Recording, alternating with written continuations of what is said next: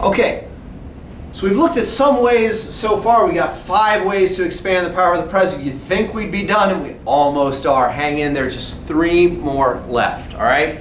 So presidents have also expanded their power, number 6, through the use of what are called executive orders. And executive orders are much like law. They have the effect of laws, but unlike laws, they don't have to be passed by Congress. Remember, Congress is the one that makes the laws. The presidents carry out the laws.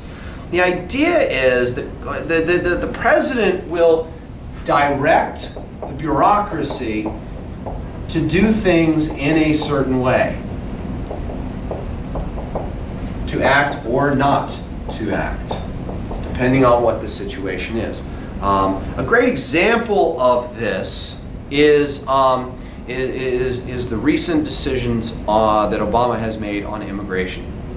Rather than getting an immigration bill passed through Congress, which he was unable to do, and claimed for months that he was trying to get Republicans to do this. Republicans wanted to wait until after the election, then they didn't do anything. So Obama said, hey, I've had enough here. I'm going to issue an executive order to the Department of Homeland Security saying that there are some people that we are not going to go after for being in the country illegally.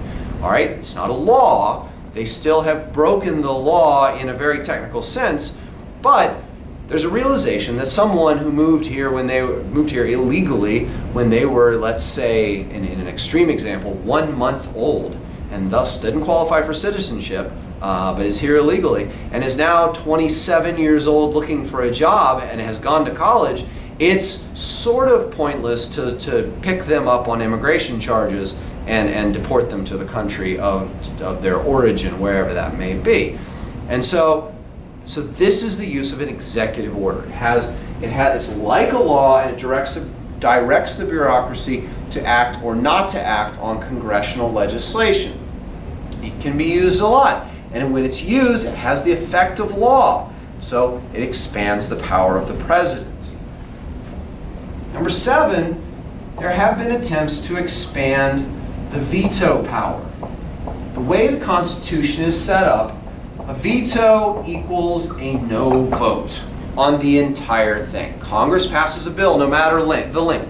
It can be a bill that's 1 page. It can be a bill that's 10,000 pages. The president, when it's presented to him, has 2 choices. You either pass it or you veto it. Right? That's what the Constitution sets out. But there has been an attempt at a thing called a line item veto. And the line item veto was actually given in 1996 to President Bill Clinton. And the idea of a line item veto, this is something which most governors have, and it's mostly used on spending bills, all right?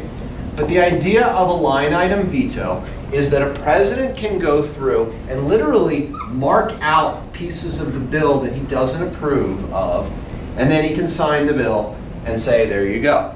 Those parts that he's marked out are vetoed. The rest of the bill is kept. Makes sense. And like I said, lots of governors have that ability, usually on spending bills.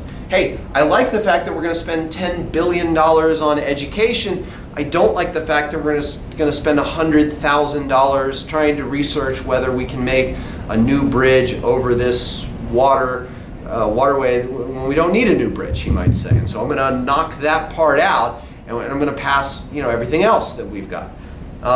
Well, anyway, in this, New York lost some funding when he used it, and so they took Clinton to court. And in Clinton versus the city of New York, the Supreme Court said this: the line item veto is unconstitutional. Okay? So presidents do not have the line item veto. They do not have the ability to veto part of a bill. I've seen the AP exam word things like that. This is unconstitutional. They said that it violated separation of powers. That by giving the president a line item veto, that that it gives them too much legislative power, which actually should be in the Congress. However, you know, if they wanted to do this again, because Congress gave him the Lineitem veto, they decided they would do it, they're going to have to go through a formal amendment process to the U.S. Constitution.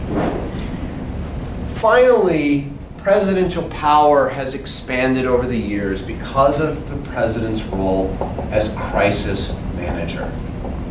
This is the dangerous one, because as I said in an earlier video, almost all historical republics and historical democracies have been the victims of crises.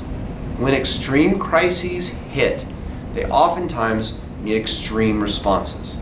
And extreme responses sometimes mean putting absolute dictatorial, monarchical power in the hands of an individual. That individual, we trust, will deal with the situation and then give power willingly back. Sometimes it doesn't happen. So this is the dangerous one.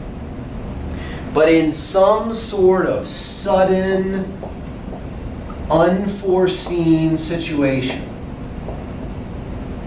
all right, the president is able to step up. We need someone who can act quickly. And Congress is designed to act slowly. And so when these things happen, presidents have used these situations to increase their power. And it's a matter of sacrificing security for rights.